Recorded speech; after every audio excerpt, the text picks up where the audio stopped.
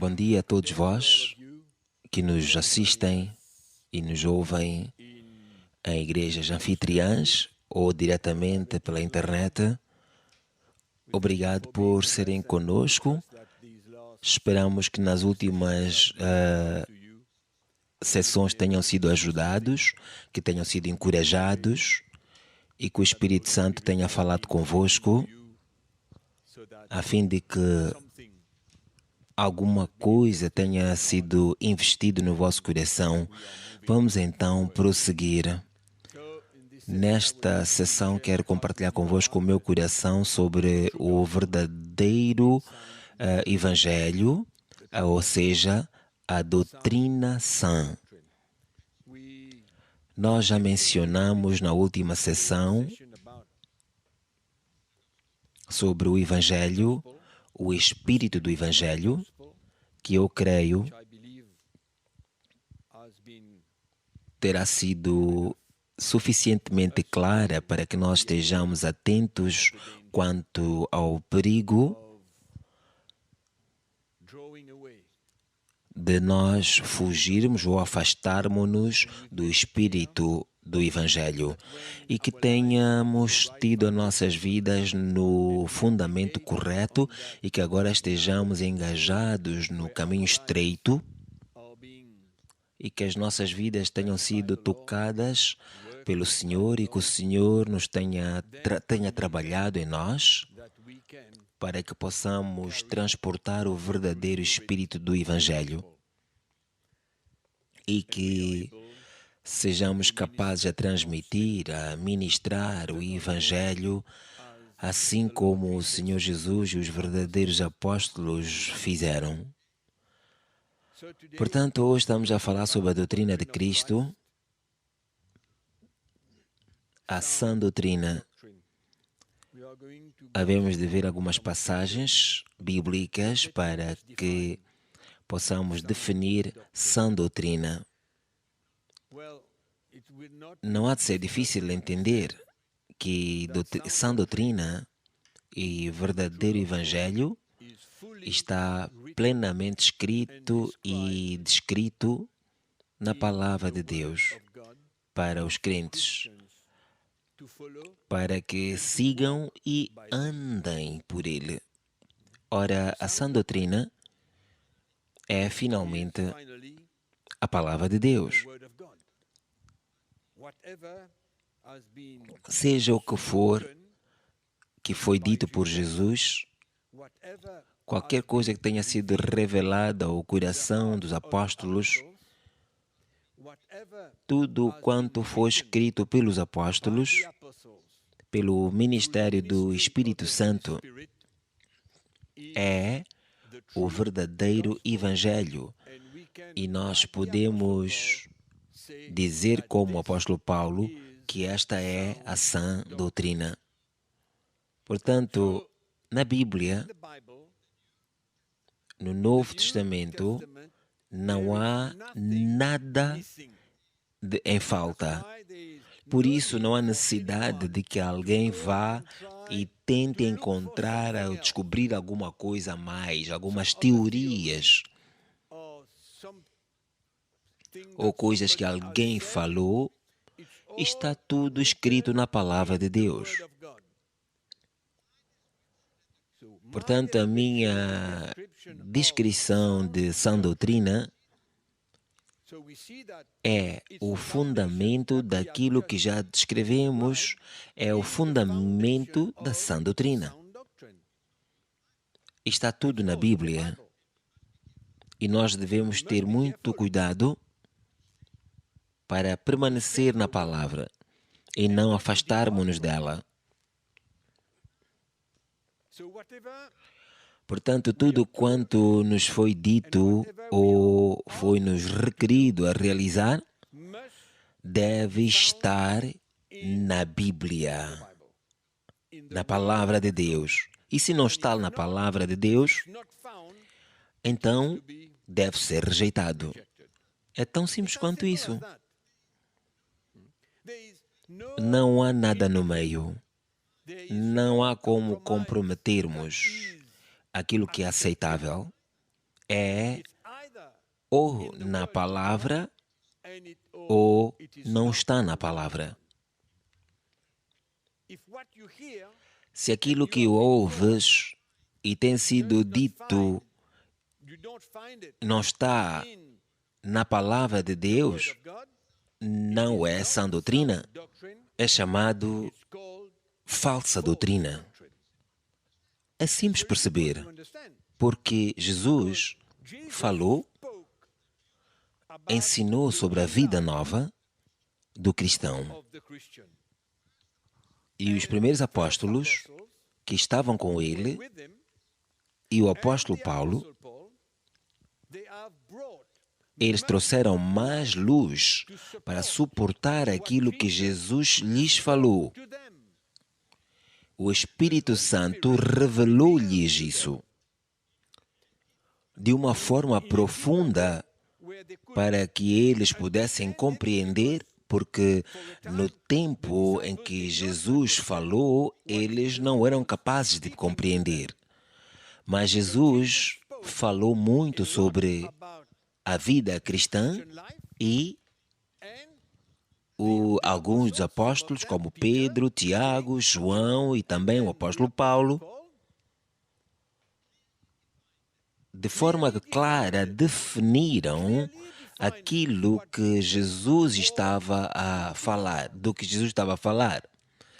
Portanto, quando tu colocas tudo isto junto, isto é, os 4 evangelhos, onde encontramos as palavras de Jesus e as epístolas que os apóstolos escreveram, é isso, juntando é uma só e grande doutrina. E nós temos que estar presos a esta e não apartarmos-nos desta doutrina. Por isso, não há confusão entre os ensinamentos de Cristo e os ensinos dos apóstolos. Não há confusão quanto a isso. Por isso é que hoje, quando falamos de sã doutrina, não se deve adicionar nem subtrair nada da palavra de Deus.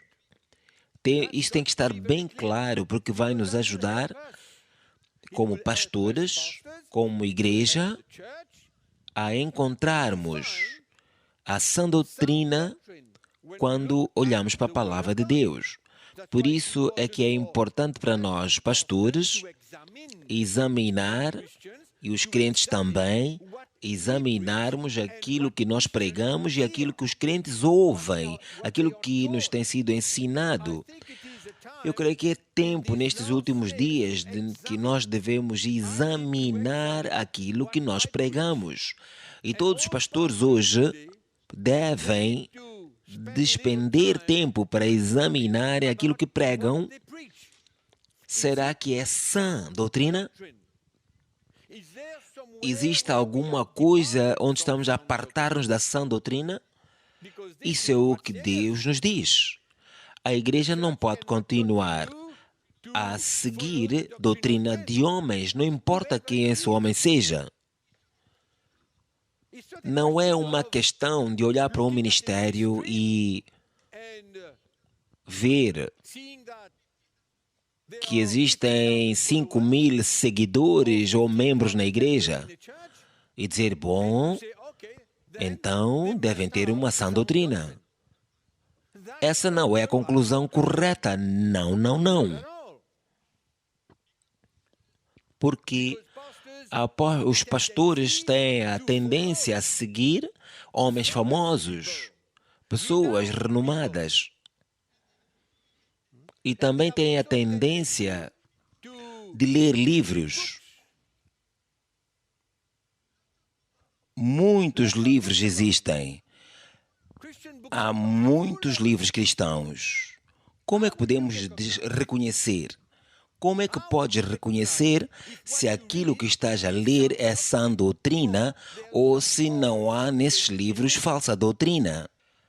Portanto, os pastores gastam muito tempo lendo todo tipo de livros e escutando todo tipo de pregações. Sabe, uma vez eu li um livro, comecei a ler um livro, porque eu não costumava ler livros, e comecei a ler um livro chamado A Quarta Dimensão. E não levou muito tempo a eu compreender que era falsa doutrina, escrita por um pregador famoso. Um pregador famoso, não vou dizer o nome, mas um pregador famoso falando sobre fé na quarta dimensão. No início, eu fui mesmo apanhado e não sei se eu cheguei a ensinar isso. Bom, olha, eu só sei que era mesmo completamente falsa doutrina. Por isso é que nós não devemos nunca basear a sã doutrina pela celebridade dos pregadores. Se tem 10.000 membros nas suas igrejas, isso não nos afeta. Sabe, Jesus, quando estava na Terra, eu estudei um pouco sobre o início do seu ministério até o fim, e has concordar comigo que Jesus tinha milhares de seguidores. Grandes multidões, diz a Bíblia, vindo de todo lugar. E às vezes Jesus até operava grandes milagres, curava os doentes, todo tipo de doenças, expulsava demônios, fazia grandes milagres e tinha muitos seguidores. Ora, se leres os evangelhos, verás que Jesus tinha 70 discípulos, fora aqueles 12 que lhe seguiam. E houve um tempo em que estes 70 discípulos o abandonaram. E só 12 ficaram. E poucos estiveram com ele ali quando ele foi crucificado. Ora, Jesus era muito famoso, concordas comigo? Por causa dos milagres que ele realizava. Mas quando ele pedia às pessoas, quando ele falava com as pessoas sobre as suas vidas, sobre aquilo que devia acontecer nas suas vidas, sobre a cruz que eles deviam tomar, carregar, e as coisas que eram necessárias de acontecer em suas vidas, ele perdeu a sua popularidade. Por isso é que eu vos disse, não repares no tamanho do ministério para dizeres que, bem, eu tenho que seguir. Nós devemos ser muito cuidadosos. É incrível como hoje pastores e crentes estão tão famintos, tão desejosos como no tempo de Jesus de receberem bênçãos de Deus. É incrível. Eles ficaram mornos, não desejosos de dar as suas vidas como um sacrifício vivo. Mas eles estavam prontos, cheios de zelo, para receber bênçãos. Mas quando se tratava das suas vidas, então não era o mesmo zelo. Eles se tornaram mornos. Por isso é que é importante hoje entendermos que a palavra de Deus não pode ser comprometida. Não se deve comprometer a palavra de Deus a nenhum ensino, nenhuma instrução que não tenha espaço na palavra de Deus deve ser rejeitado e achado como falsa doutrina. Nós precisamos de enfatizar esse ponto, porque nos dias em que vivemos há muita coisa em redor e crentes e pastores não querem dar-se tempo para verem, a examinar, assistir, apenas tomam tudo o que lhes aparece. E é por isso que hoje a igreja está cheia disso. Abra sua Bíblia em Gálatas capítulo 1. Nós conhecemos bem esse versículo, daquilo que o apóstolo Paulo falou sobre a revelação que recebeu do próprio Deus. E vamos ler no versículo 10, versículo 11. Mas faço-vos saber, irmãos, que o evangelho que por mim foi anunciado não é segundo os homens, porque não recebi nem aprendi de homem algum, mas pela revelação de Jesus Cristo. O apóstolo Paulo tinha uma convicção bem forte sobre aquilo que recebeu do Senhor. E quando nós vemos aqui, o apóstolo Paulo viveu o resto da sua vida, vê a Bíblia e verás. Ele vivia o Evangelho, pregava o Evangelho, defendia o Evangelho e escrevia esta revelação. É dentro do seu tempo, porque ele tinha uma convicção grande da verdade, daquilo que recebeu como revelação. E eu creio que é por isso que muitos crentes e pastores hoje precisam de ter esta convicção sobre a revelação da mensagem da cruz de Jesus Cristo como fundamento do cristianismo. Este era o estado do coração do apóstolo Paulo. E assim ele dizia que era o que ele vivia. Ele dizia, é o meu evangelho, meu evangelho. E é o que eu percebo, que esta é a convicção e a revelação que recebeu de Jesus Cristo, que era aquilo que eu vou pregar, é isso que eu vou viver, é isso que eu vou defender. Eu não vou mudar o curso da minha vida. Vocês gostam ou não gostam? Esta é a minha convicção. Lê a história do apóstolo Paulo. Ele diz, ai de mim se eu não pregar o evangelho. Ai de mim. O profeta Jeremias era assim. Ele sabia que quando Deus falou com ele, para ele falar ao povo de Israel, ele soube que havia algo em si, que ele sentia como um fogo ardendo em seus ossos, e ele não conseguia ficar quieto sobre isto, porque era uma grande convicção de um homem de Deus.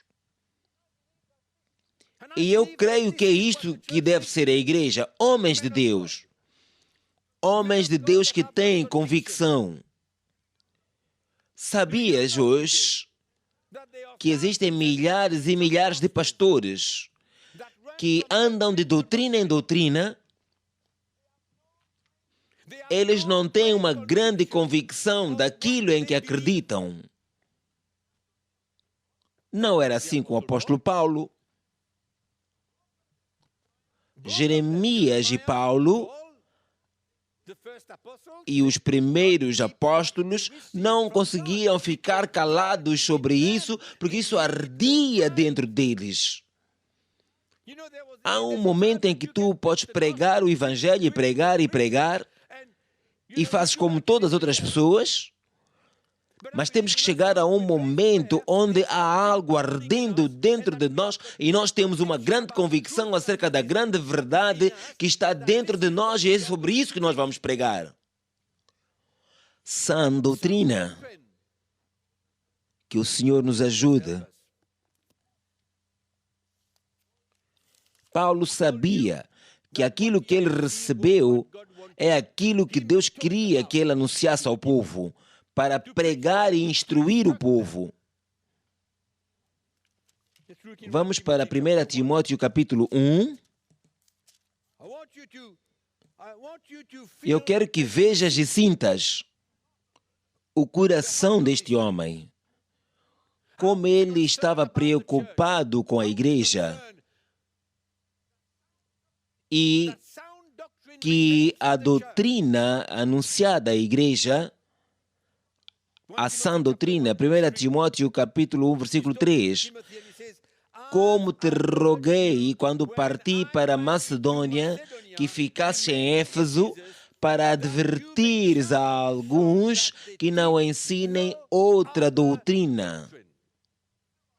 Não ensinem outra doutrina. Versículo 9. Sabendo isto que a lei não é feita para o justo, mas para os injustos e obstinados, para os ímpios e pecadores, para os profanos e irreligiosos, para os parricidas e matricidas, para os homicidas, para os devassos, os sodomitas, os roubadores de homens, para os mentirosos, para os perjuros e para o que for contrário à sã doutrina. Amém?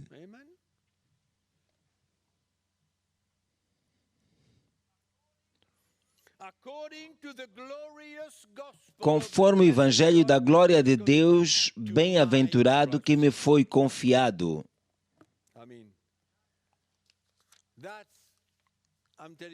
Digo-te, isto é simplesmente entusiasmante. É muito raro hoje ver ou achar homens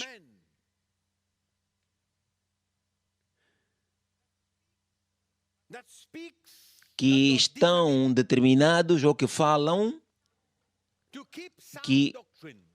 que guardam a sã doutrina na igreja. Há tanta mistura, tanto compromisso, tanto ensinamento vago. Vamos ver 1 Timóteo capítulo 4.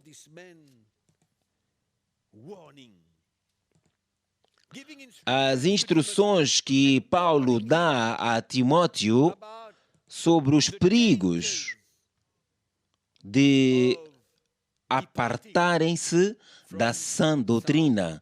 2 Timóteo capítulo 4, versículo 3. Porque virá tempo em que não suportarão a sã doutrina. Mas tendo comichão nos ouvidos, amontoarão para si doutores conforme as suas próprias concupiscências.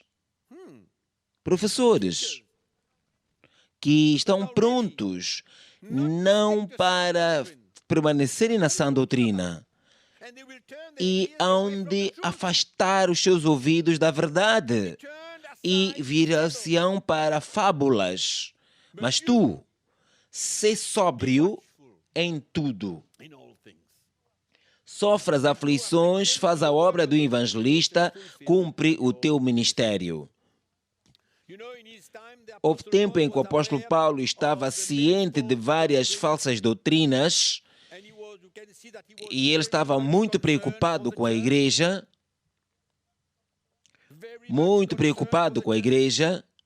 por isso ele não conseguia ficar quieto e ele chamou atenção à igreja em várias ocasiões, em Atos 20, versículo 28, por exemplo, quando Paulo chamou os anciãos da igreja em Mileto para um encontro, ele os exortou em Éfeso para que eles tivessem cuidado das influências dos falsos mestres.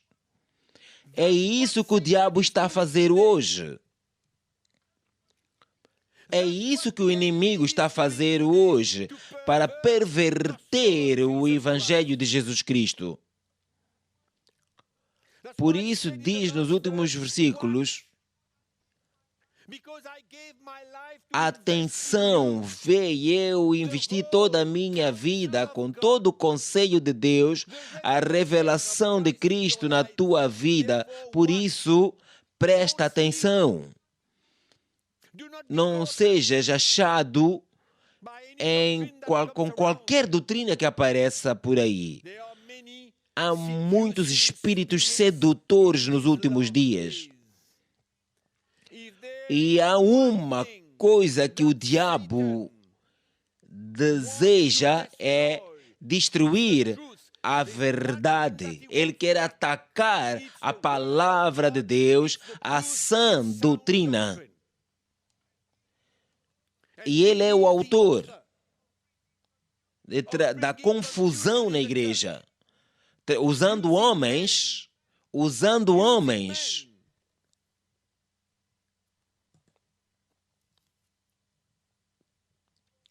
para perverterem e modificarem a verdadeira e pura doutrina de Cristo.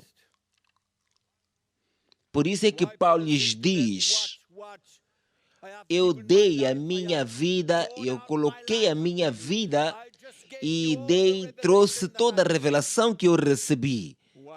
Cuidado, vigia o inimigo. Eles vêm com ideias engraçadas, tentando seduzir os homens e trazê-los a um lugar onde estejam prontos a pregarem a sã doutrina. Eles são seduzidos, são enganados. Nós precisamos de entender que pregadores de falsas doutrinas normalmente tomam vantagem sobre o povo de Deus. Eles querem alguma coisa, querem glória.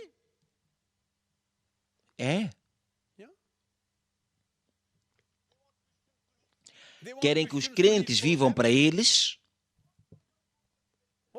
sempre com motivações errôneas, seduzidos pelo inimigo, o diabo.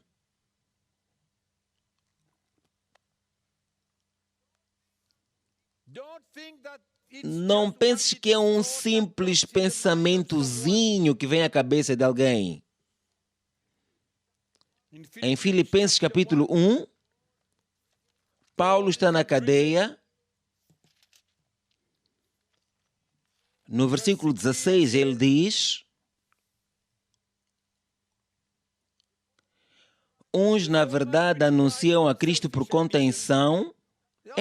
Há pregadores que pregam a Cristo por ambição egoística. Não puramente julgando acrescentar aflição às minhas prisões, mas outros por amor, sabendo que fui posto para a defesa do Evangelho.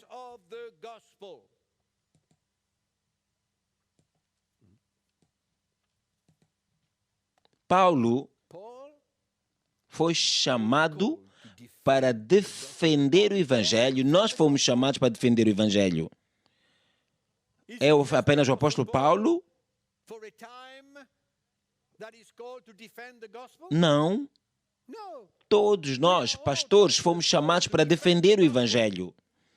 Se temos a verdade, temos que defendê-la contra todas as falsas doutrinas que andam por aí.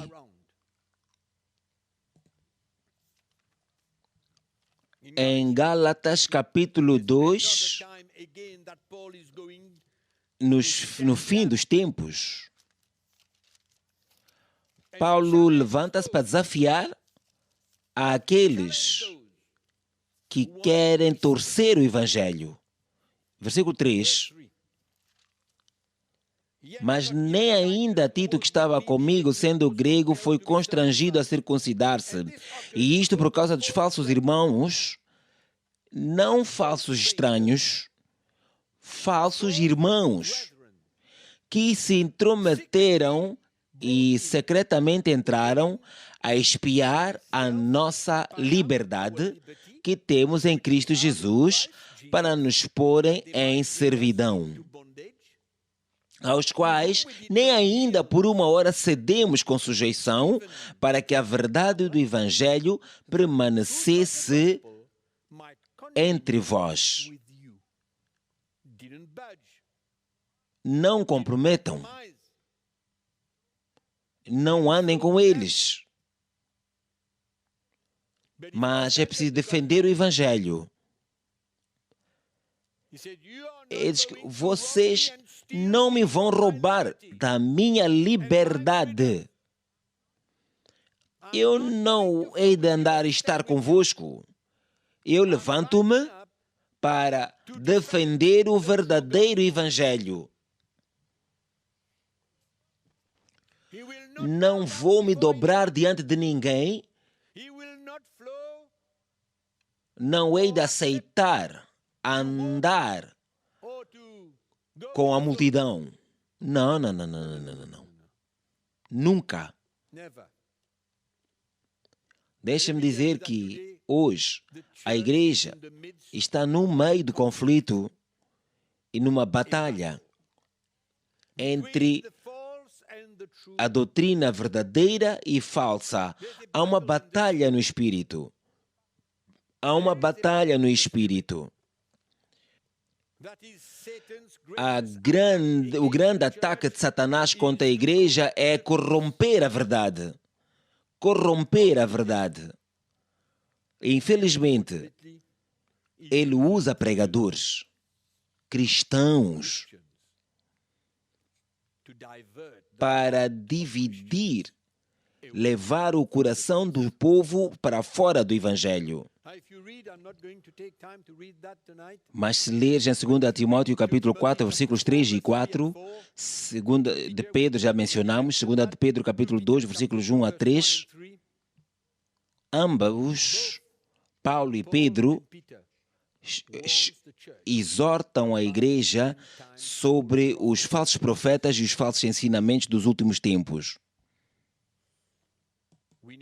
Nós precisamos de abrir os nossos ouvidos espirituais neste momento e nesta hora. Paulo foi perseguido por causa da verdade e não te enganes. Isso faz parte da verdade, da vida. Se queres ensinar a verdade e defender a verdade, não há outro meio que consigas sem oposição e perseguição. Por quê? Porque muitos não querem a verdade.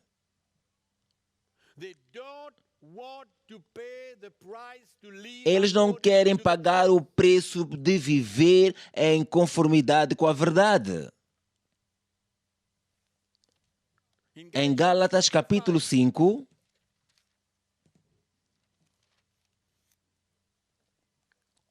muitos não querem ouvir a verdade. Eu sei um pouco a estratégia do inimigo. Eu conheço a sua estratégia. Porque houve um tempo em que eu comecei a ver no Espírito a verdadeira revelação de Jesus Cristo, a mensagem da cruz, e eu comecei a pregá-la no meu próprio país.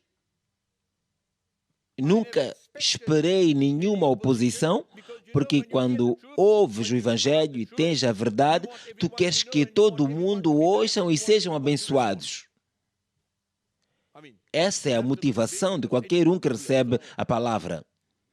Tu queres que todos conheçam esse tesouro que tens. Mas não é assim que acontece no Espírito. Sã doutrina sempre terá oposição. E todos aqueles que não querem a verdade vão te perseguir. É aí onde a igreja primitiva lutou contra. Vamos ver, Gálatas capítulo 5, versículo 11. Nesse tempo, os Gálatas estavam enganados e queriam ser circuncidados, porque eles não queriam ser perseguidos por causa da verdade. Então, os falsos ensinamentos vieram. Tu não precisas ser perseguido. Por que ser perseguido? É só ser circuncidado. E vemos no versículo 11, Gálatas 5, Paulo diz: eu, porém, irmãos, se prego ainda a circuncisão, porque sou, pois, perseguido. Nessa altura, alguns pregadores e alguns crentes acusavam o apóstolo Paulo de pregar a circuncisão. E ele disse: logo o escândalo da cruz está aniquilado. Alguns o acusavam de pregar a circuncisão da carne. Por quê? Para que justificassem as suas ações. Eles criam. E disseram: ok, Paulo, tu pregas a circuncisão. Prega. Eles queriam justificar os seus atos porque foram ensinados que deviam ser circuncidados. Aliás, queriam ser senão seriam perseguidos. Paulo diz: eu não sou perseguido por causa da circuncisão, nunca. Eu sou perseguido pela pregação da cruz. Portanto, ele defendia este evangelho. E ele lhes disse: se eu prego a circuncisão, então eu não serei perseguido. Se a perseguição vier por causa da circuncisão, de ser circuncidado, então o escândalo da cruz está aniquilado. Viste? Se eu prego a circuncisão, então eu não serei perseguido. Portanto, a perseguição que vem contra mim não é porque eu prego a circuncisão, mas porque, por causa do escândalo da cruz que eu prego. É por isso que eu sou perseguido. Então ele permanecia contra as falsas doutrinas que eles queriam trazer para a igreja dos Gálatas. Paulo não queria conviver com isso. Ele defendia o verdadeiro evangelho para os Gálatas, diante dos Gálatas. O mesmo acontece em Gálatas capítulo 6, versículo 12. Ele repete a mesma coisa. Ele diz: todos que querem mostrar boa aparência na carne, ele está falando sobre circuncisão, esses vos obrigam a circuncidar-vos. Eles vos obrigam a circuncidar-vos somente para não serem perseguidos por causa da cruz de Cristo. Amém? Eles não querem sofrer a perseguição por causa da cruz de Jesus Cristo, então eles escondem-se por detrás da circuncisão. Porque nem ainda esses mesmos que se circuncidam guardam a lei, mas querem que vos circuncideis para se gloriarem na vossa carne. eles usam os crentes. Eles gostavam. Eu creio que Deus está chamando homens nestes últimos dias para transportarem o verdadeiro evangelho, pregarem e defenderem-no e abraçá-lo. Nós fomos chamados para abraçar a sã doutrina e pagar o preço de pregá-lo. Gálatas capítulo 1. Gálatas capítulo 1, versículo 6. Agora, pastores e líderes, leiam esta passagem com atenção.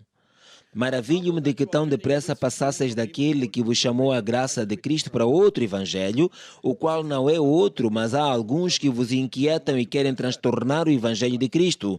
Mas ainda que nós mesmos ou um anjo do céu vos anuncie outro evangelho além do que já vos tenho anunciado, seja anátema. Como dissemos, se alguém vos pregar um outro evangelho, que ele seja anátema. Porque persuado eu agora a homens ou Deus ou a Deus? Ou procuro agradar homens? Se estivesse agradando aos homens, não seria servo de Cristo. Portanto, os Gálatas afastaram-se do evangelho verdadeiro. Está claro? E para esses que pregavam estas falsas doutrinas, fizeram com que crentes transformassem, se posso assim dizer, a sua conexão para um outro diferente evangelho. E um evangelho da oposição. E o pior de tudo é que eles queriam perverter e distorcer o evangelho. E Paulo diz que estes homens são anátema, porque eles vieram perturbar os Gálatas com um evangelho contrário àquele que o apóstolo pregou-lhes. E qualquer que fosse a contrariedade ao que o apóstolo Paulo pregou, foi considerado uma doutrina falsa. E o apóstolo Paulo é muito duro nisto aqui. Muito duro. O que diz? Que eles sejam malditos, anátema. É forte. Amaldiçoados. Por isso, nós, pastores, precisamos ouvir, escutar e tomar e examinar o que temos pregado ao povo de Deus. É hoje comum pastores e líderes de igrejas pregarem mensagens para excitar e agradar os crentes na carne.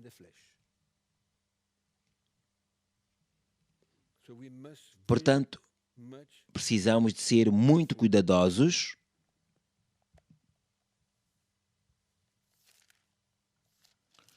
Vou ler Gálatas capítulo 4, versículo 17. Eles vos cortejaram. Conhece essa palavra? Cortejar-te? Como um rapaz que corteja uma menina. É o que ele quis dizer. Procurar atrair, conquistar. Eles querem vos excluir para que vocês tenham zelo por eles.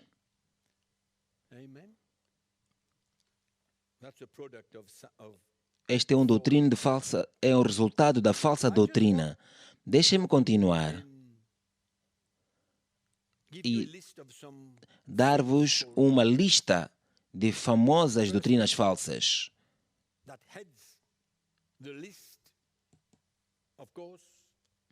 A primeira é a doutrina da prosperidade.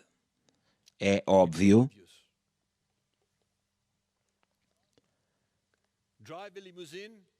Conduz uma limusine porque vais glorificar a Deus. Esse é que é o assunto. É plano de Deus para que todos os crentes prosperem.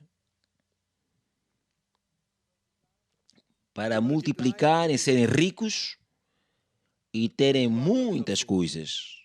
Esta é uma doutrina.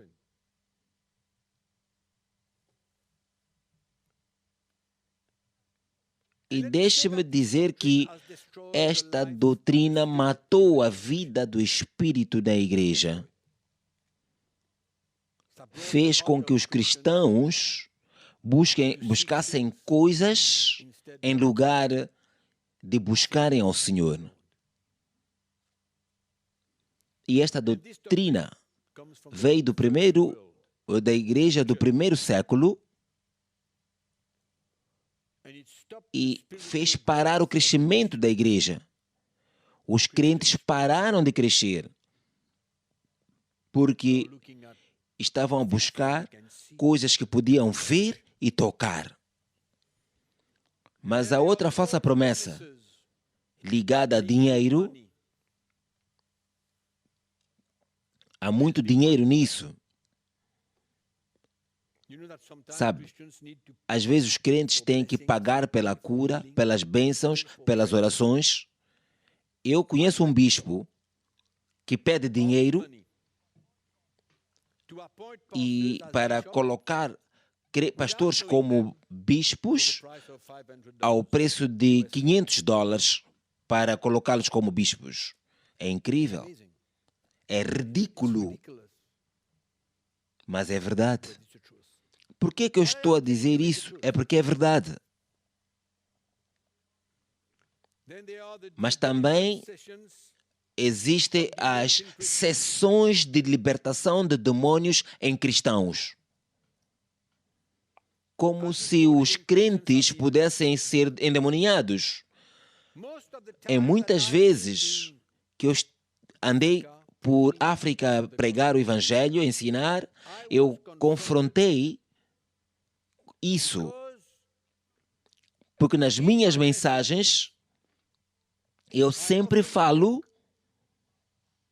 da liberdade do cristão e como ele foi liberto e agora ele faz parte do reino de Deus, o reino da luz.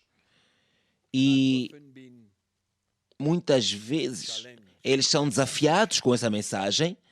Muitos pastores misturam os maus espíritos com as obras da carne.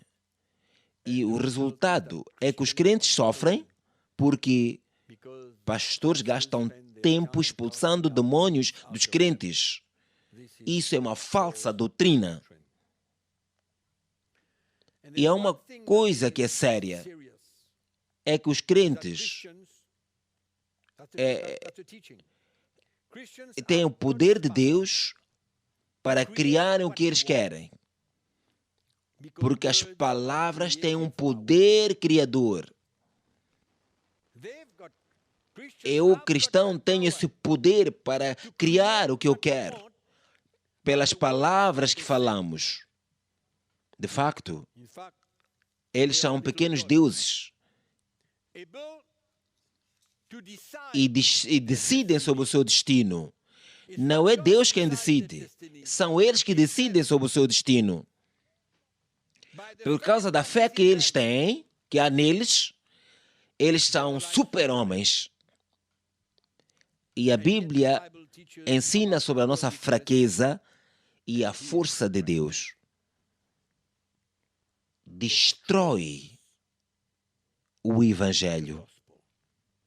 E também esta doutrina da fé, tu desejas, tu crês, tu clamas, confessas, e a tua fé há de ordenar a Deus para te dar isso. Mas onde que a igreja chegou?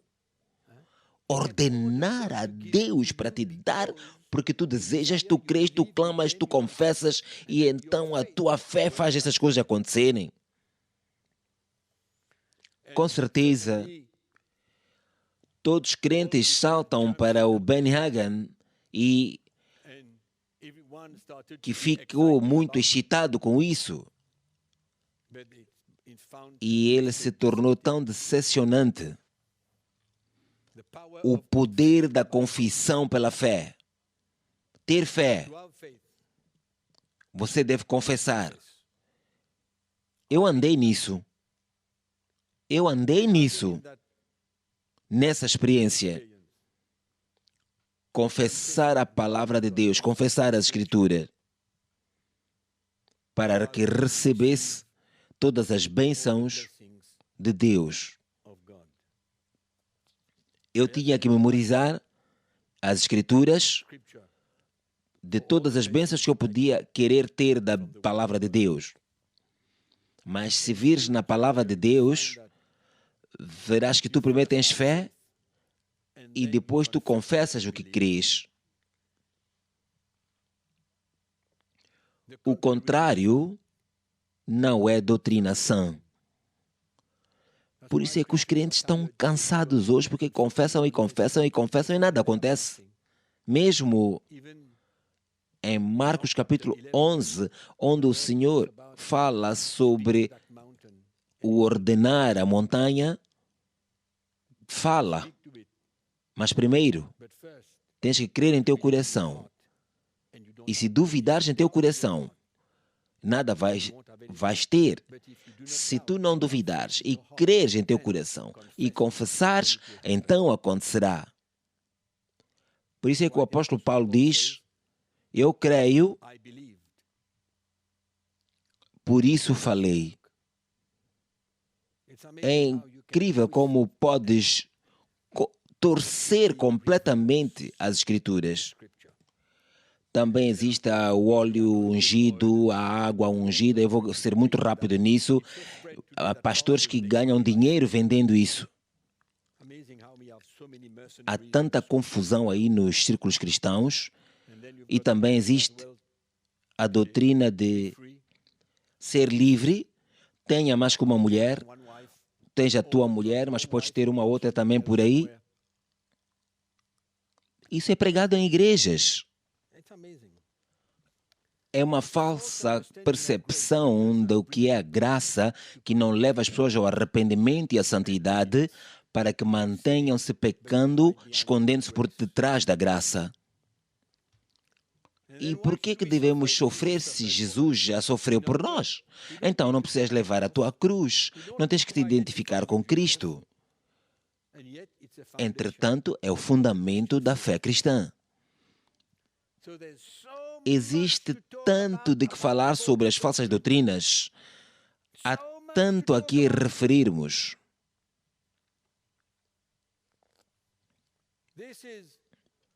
Esta é apenas uma parte da lista daquilo que tem sido a confusão dentro da igreja hoje. Onde hoje há muito pouco do Espírito que permanece em nós. A igreja está a nadar em falsas doutrinas. Portanto, nos versículos 8 e 9, como lemos em Gálatas capítulo 1, Paulo é forte a declarar que estes pregadores são anátema, destinados para a destruição eterna. Como assim? Destinados para a perdição eterna, é o que a Bíblia diz, para estes pregadores que pregam um outro evangelho. Isto é muito sério. E os pastores precisam de considerar estes versículos de forma muito séria. Antes de saírem para ensinar e pregarem ao povo de Deus. Nós devemos ter certeza de que aquilo que pregamos e ensinamos é sã doutrina. E Paulo diz, no versículo 10, eu não estou para agradar os homens. Se eu quero agradar os homens, então não sou um bom servo de Deus. Se queres ser um bom servo de Deus, tu tens que pregar a sã doutrina. Mesmo que não agrade aos homens, isso não é problema, deves permanecer na sã doutrina. Este é um desafio aos pastores e líderes de igrejas hoje, nos últimos dias. Ou como eu disse no início, o diabo está a atacar a verdade do Evangelho para divertir, para tirar o coração do povo de Deus para fora do Evangelho. E até que eles percam a sua fé. Paulo diz que eu mantive e guardei a fé. O Evangelho dos Apóstolos é um Evangelho que exige sacrifício nas nossas vidas. Essa é a doutrina apostólica. Mas é tão fácil aos crentes. É fácil estarem com um evangelho confortável, seguirem o evangelho confortável. E este é que é o perigo. Por isso é que é sério que os pastores não devem estar com qualquer coisa, porque estamos preocupados com o povo de Deus.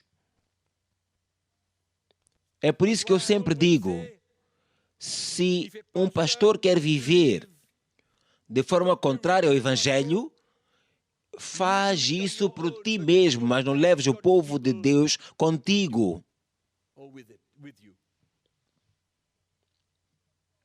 O povo de Deus é que está a sofrer.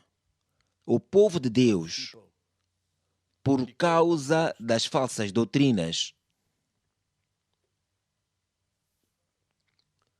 Há muitos homens procurando agradar os homens, que querem agradar os homens.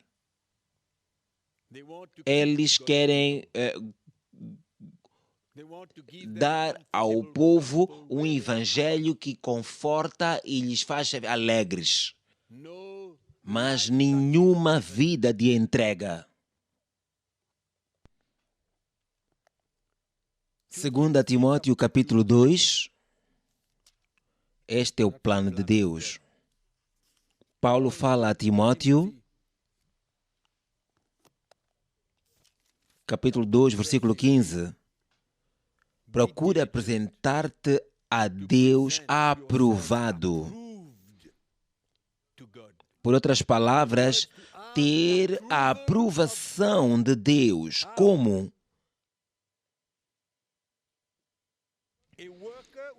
Um servo que não tem de que se envergonhar e que maneja bem a palavra da verdade. Este é o plano de Deus para pregadores e pastores hoje. Que maneja bem a palavra da verdade, em outras palavras, sã doutrina. Talvez eu hoje possa falar um pouco mais sobre estas doutrinas famosas da fé. Só para vos mostrar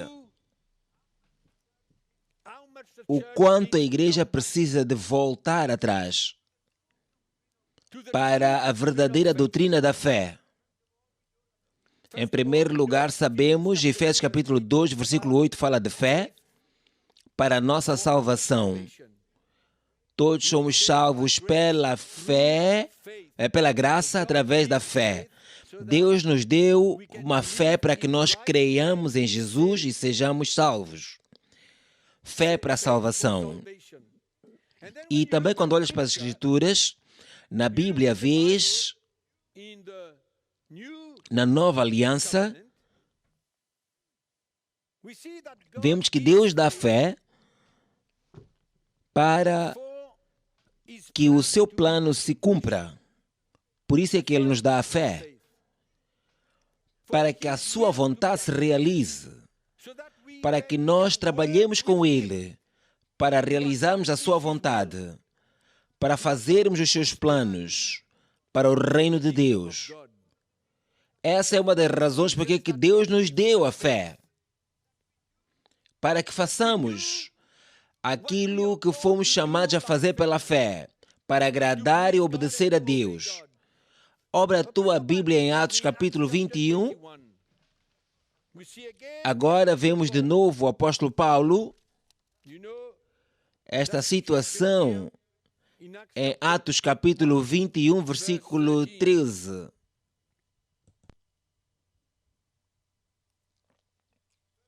Versículo 12. E ouvindo nós isto, rogamos-lhe tanto nós como os que eram daquele lugar que não subisse a Jerusalém. O profeta tinha dito que Paulo seria perseguido em Jerusalém. E então o versículo 13 diz: Mas Paulo respondeu: Que fazeis vós chorando e magoando-me o coração? Porque eu estou pronto não só a ser ligado, mas ainda a morrer em Jerusalém pelo nome do Senhor Jesus. E, como não podíamos convencê-lo, aquietamo-nos dizendo: Faça-se a vontade do Senhor. Esta era a vontade de Deus para que o apóstolo Paulo fosse a Jerusalém. E Paulo teve fé em seu coração de que, indo a Jerusalém, a vontade e o plano de Deus seriam cumpridos. Não apenas em sua vida, mas para aquilo que Deus tinha a fazer. Então, Deus nos dá a fé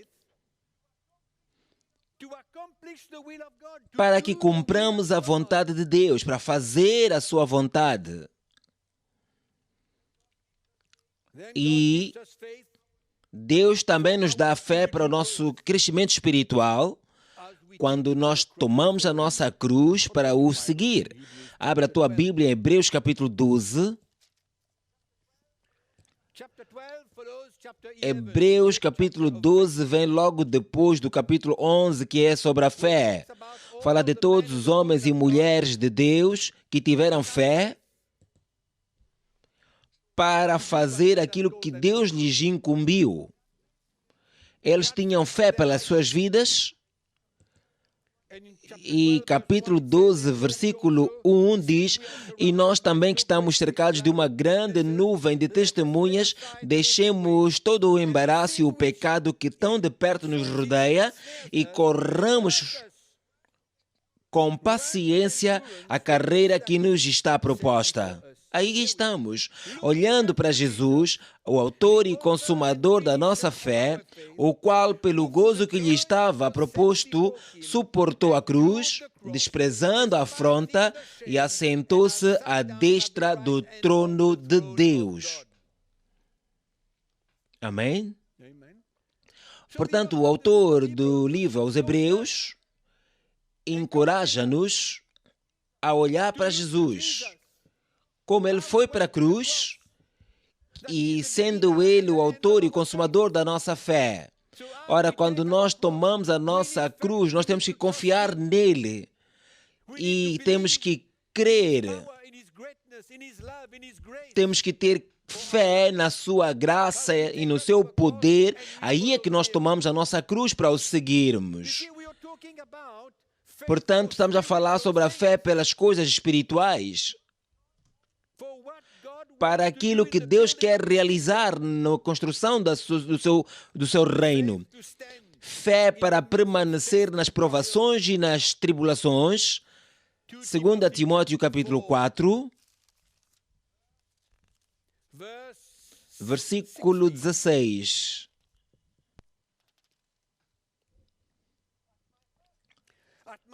Ninguém me assistiu na minha primeira defesa. Antes todos me desampararam, que isto lhes não seja imputado. Mas o Senhor assistiu-me e fortaleceu-me, para que por mim fosse cumprida a pregação e todos os gentios a ouvissem. e fiquei livre da boca do leão. E o Senhor me livrará de toda má obra e guardar-me-á para o seu reino celestial, a quem seja a glória para todos sempre. Amém. Isto é fé. Isto é fé. De passar por todos os sofrimentos, todos os testes e provações e aflições, sabendo que Deus, por isso é que eu disse de forma muito clara aqui, sabendo que Deus me livrará de todo o mal, toda má obra e guardar-me-á.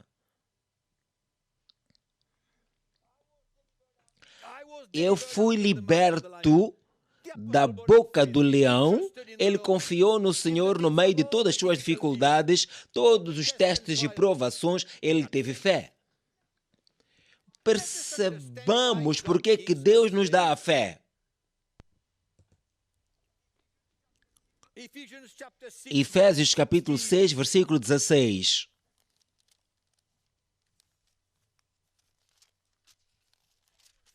Nós precisamos de perceber por que Deus nos dá fé. Sabemos que o capítulo 6, a partir do versículo 12, que nós não lutamos contra a carne e o sangue. Versículo 10, por isso, irmãos, sede firmes e constantes, fortalecei-vos na força do seu Senhor. Depois fala da armadura de Deus. E que parte da armadura? Se lermos o versículo 16, veremos que um dos instrumentos da armadura que Deus nos dá para permanecer no dia mau, para permanecermos contra as investidas do diabo, é o escudo da fé. Por isso é que Deus nos dá a fé. Nós não vamos tentar experimentar ou usar a nossa fé para coisas materiais, para coisas deste mundo, coisas que não têm valor. Nós estamos a falar de viver pela fé, pela nossa vida espiritual, para andarmos em conformidade com a vontade do plano de Deus e fazer a sua vontade e permanecer no dia mau. Isso é fé, para ter confiança total em Deus. Quando nós tomamos a nossa cruz e seguimos a Jesus. Mateus capítulo 6, versículo 33. Estou a dar-vos razões porque Deus nos dá a fé e não outras razões. Quando Jesus falou aos seus discípulos para que não se afligissem pelo que vão comer ou vestir, disse, não se preocupem com nada disso. O que ele diz? Versículo 33.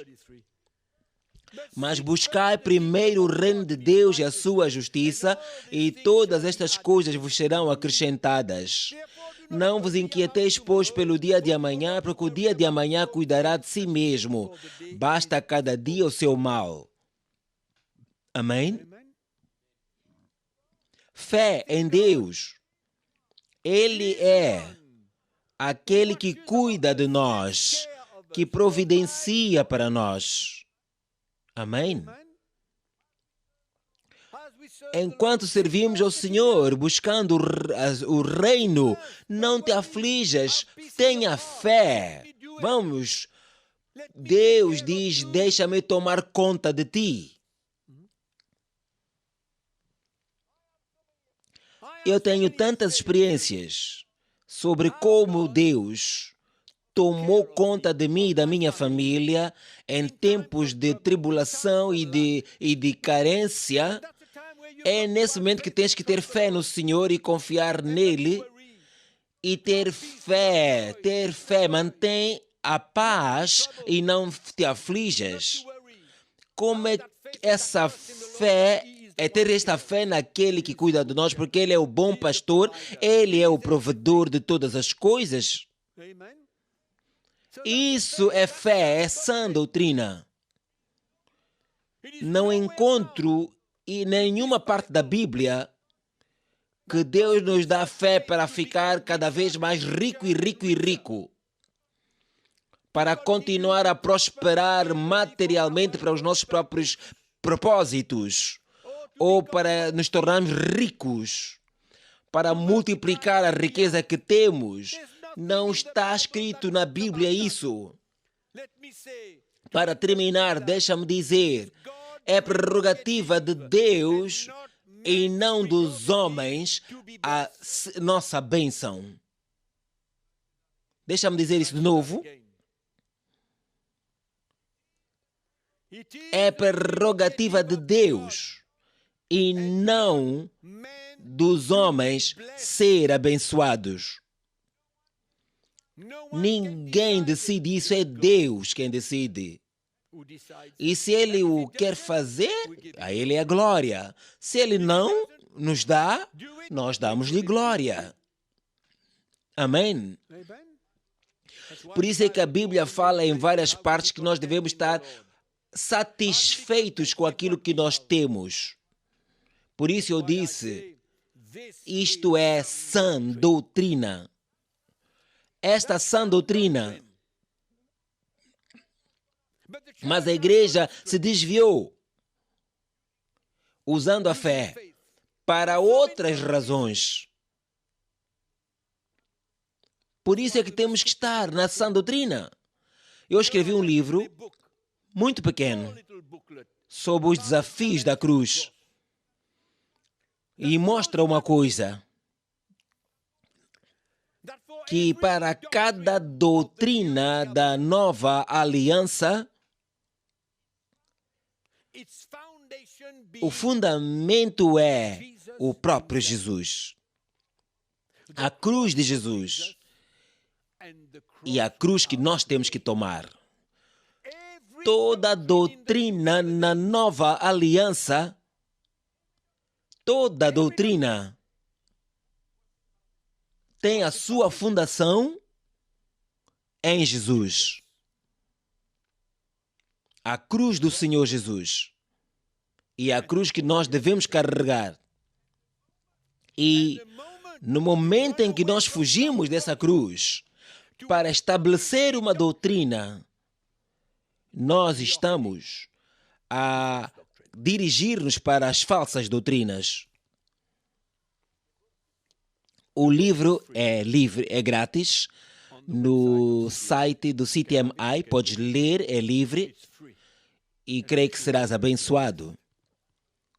E estou quase a terminar olhando para Tiago, o apóstolo Tiago, no capítulo 3. Eu vou terminar de uma forma muito séria, como habitualmente. Tiago, capítulo 3, versículo 1. Meus irmãos, muitos de vós não sejam mestres, sabendo que receberemos mais duro juízo. Está claro? Na primeira conferência Build, nós encorajamos pastores e líderes a examinarem as nossas vidas. Onde estamos? O que precisa Deus fazer nos nossos corações? Lembra-te? As coisas profundas que o Espírito Santo precisa de fazer nas nossas vidas para que sejamos capazes de nos tornar cada vez mais semelhantes a Jesus. Falamos sobre cada um de nós examinando as nossas vidas, tornando bem claro que estamos a carregar a nossa cruz e a seguir a Jesus. Tomar a nossa cruz, o que é que significa? Não com a compreensão religiosa, mas olhando para as nossas vidas. E agora,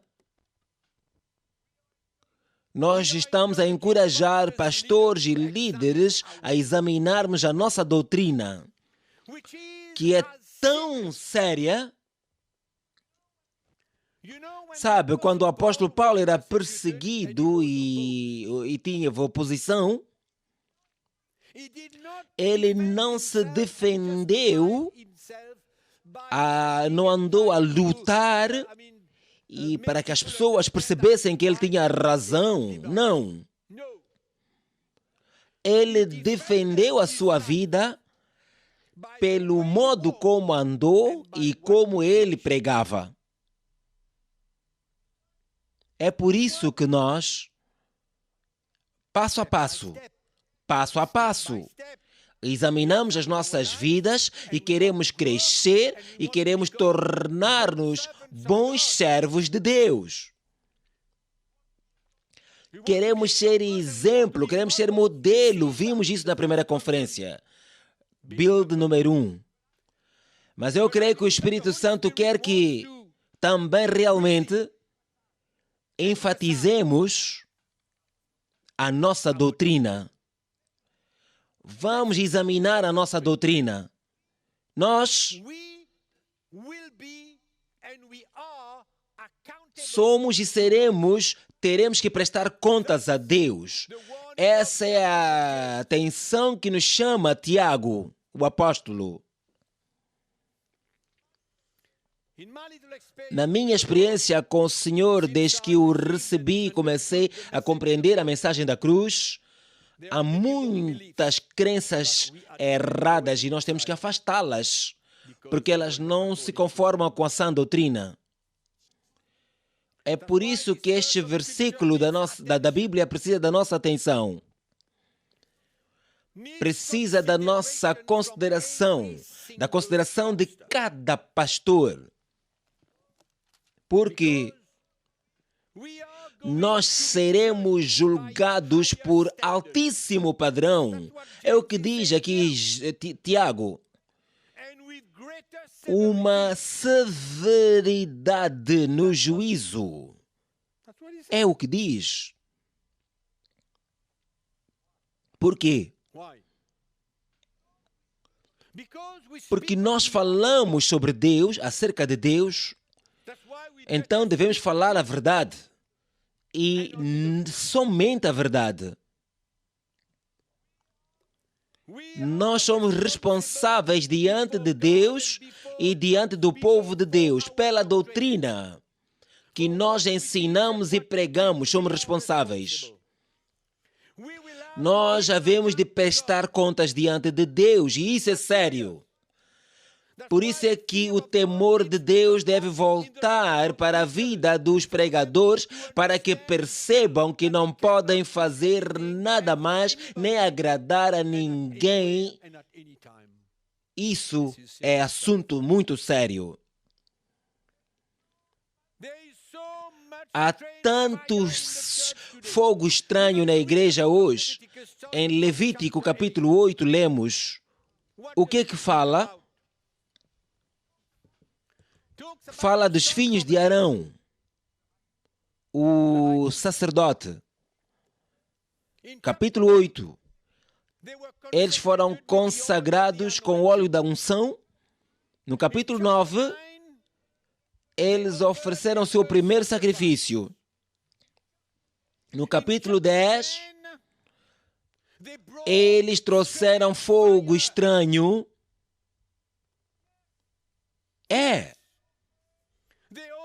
Ofereceram fogo estranho diante do Senhor, que Deus não lhes mandou trazer. E qual foi o resultado? O fogo de Deus veio e matou-os. É assunto muito sério. Isso é muito sério nos dias de hoje. Deus sabe. Ele conhece aqueles que estão a destruir o seu povo, que estão a trazer doutrinas falsas, e Ele conhece.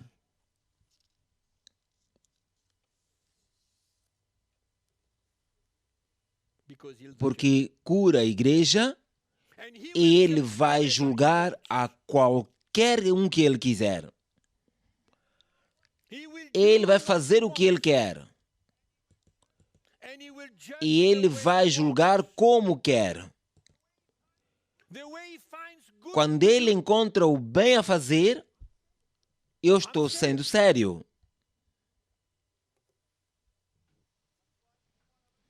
Por isso é que cada um de nós hoje tem que fazer uma decisão, tomar uma decisão. Eu vou pregar apenas a sã doutrina de Jesus Cristo. E eu farei todo o ajuste necessário no meu ensinamento para que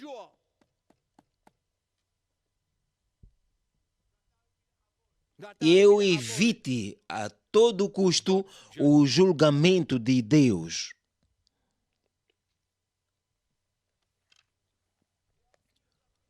Há coisas que hão de acontecer.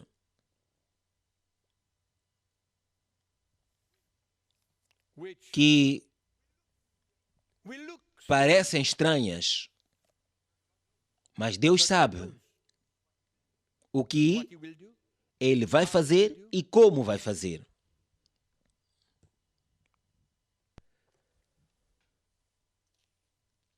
Segundo aos Coríntios, capítulo 4. Devo dizer isto antes de fechar.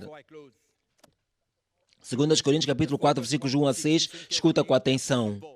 Por isso, tendo este ministério, segundo a misericórdia que nos foi feita, não desfalecemos.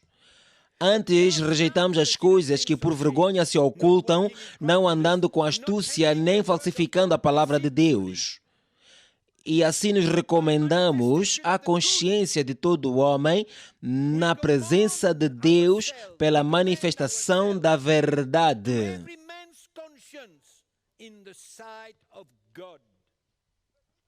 Mas ainda o nosso evangelho está encoberto, para os que se perdem está encoberto, nos quais o Deus deste século cegou os entendimentos dos incrédulos, para que lhes não resplandeça a luz do evangelho da glória de Cristo, que é a imagem de Deus.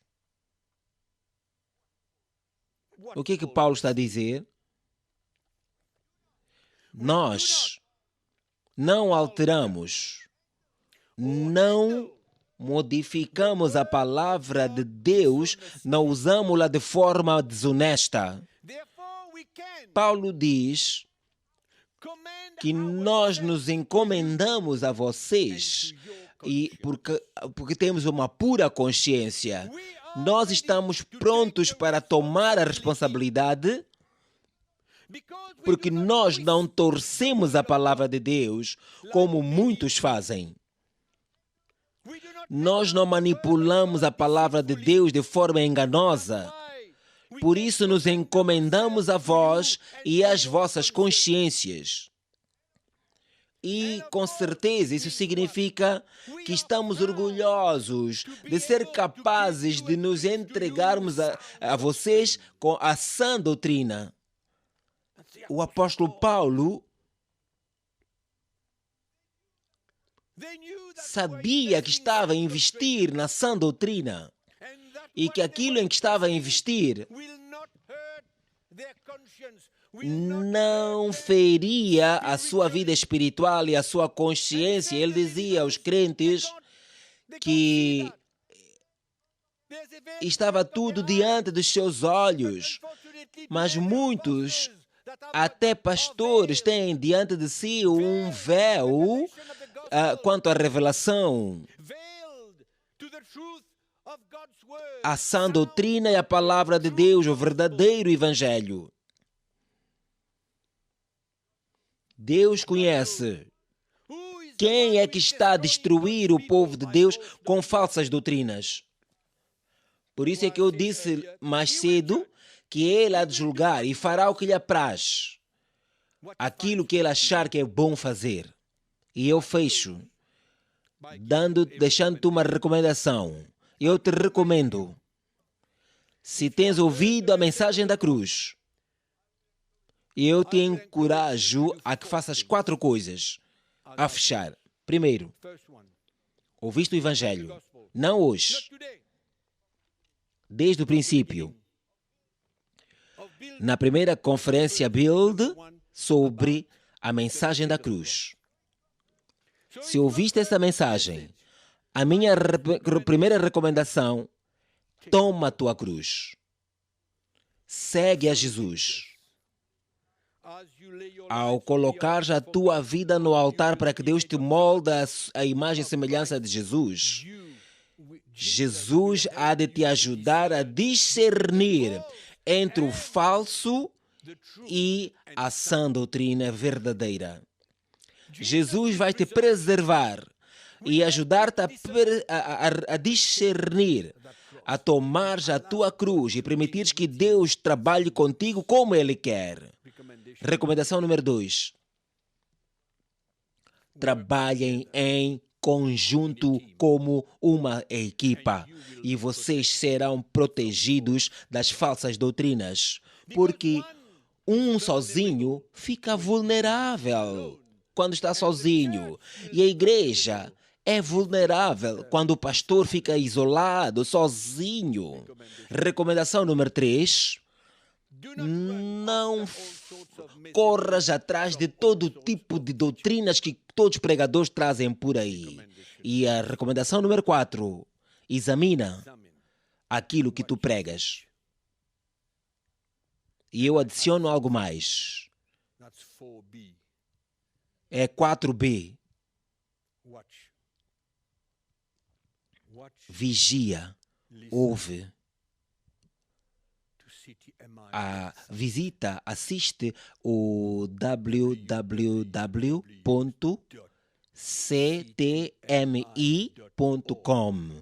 e encontrarás tudo isto que precisas de que estamos aqui a falar.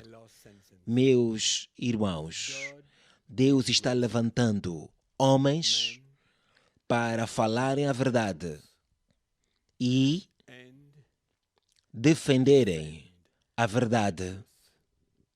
Que Deus, na sua misericórdia e na sua graça, abençoe, te encoraje e te estabeleça mais e mais no Evangelho verdadeiro. Muito obrigado. Nós nos veremos na próxima sessão.